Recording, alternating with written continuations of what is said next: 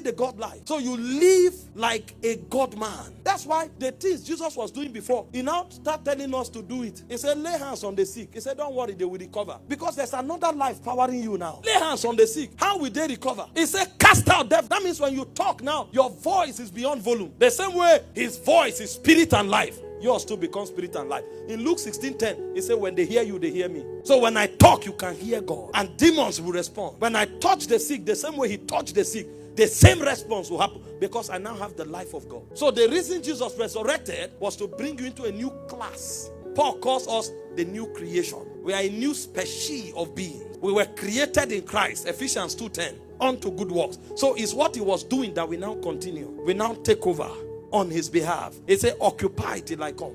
So you are not just an Igbo man anymore. You are not just a Yoruba man. You are not just a thief man. So stop moving around with the pride. You are a Christian. You are still fighting for title in the village. Okay? You have come to a higher realm of operation. You don't need to go and compete in December. You too, you are Odogu, what. Okay? Why you love your people, why you love them and honor them, you must understand that you have been elevated. I see a lot of Christians still take pride in their nationality. I'm a German. Germans cannot be intimidated. You are still human. Wait for a demon, he will show you.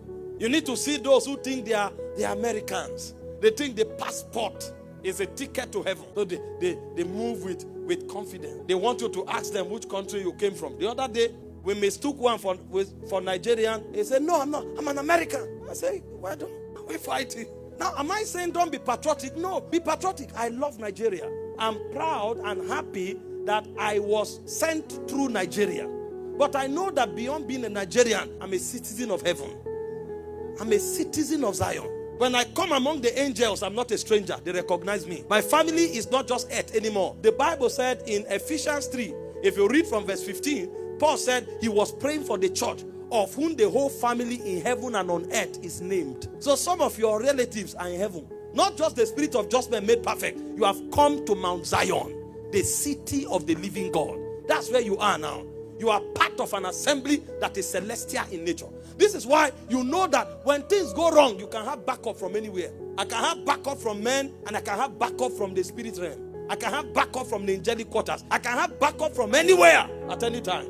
Because I'm part of a family now that has a celestial dimension. Did you see when Paul was persecuting the church? There was no soldier, there was no politician to help. Suddenly light struck from heaven. And Jesus said, Saul, Saul, why persecutest thou me? Saul said, who are you, Lord? Where do I know you from?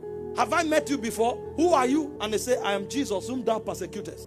Because when you touch the church, you touch him. When you touch the church on earth, you touch the church in heaven. This is why those who think that they can use bomb blast to kill church, they are myopic. They should have gone back to study church history. The church has faced worse, but we are an organism that is eternal. When you kill one, the grace rests on 10. And then you discover that martyrdom is a vehicle through which the witness of Christ travels from one generation to another. So it's better not to kill us. In fact, when you don't kill us, when you don't kill the church, when the church live in abundance, they forget who they are. It's when you exercise pressure that men rise. Oh, when they killed Stephen, they thought they had killed the church. Suddenly, strange creatures began to rise.